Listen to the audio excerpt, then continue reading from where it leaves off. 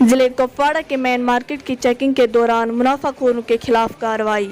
Assistant director food Kupwara Mudassir Ahmad ने अपनी team के हमरा तमाम मार्केट की चेकिंग की।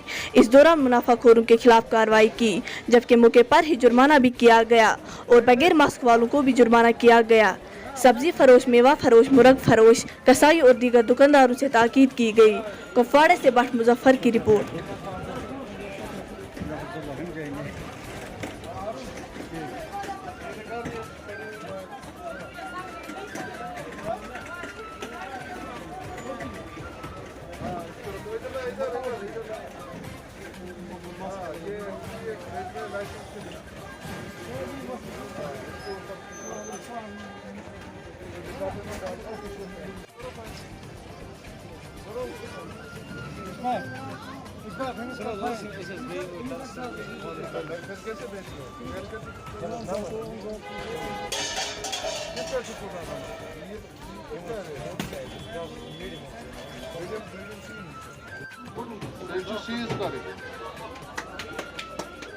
मोहम्मद यूसुफ, आप कैसे?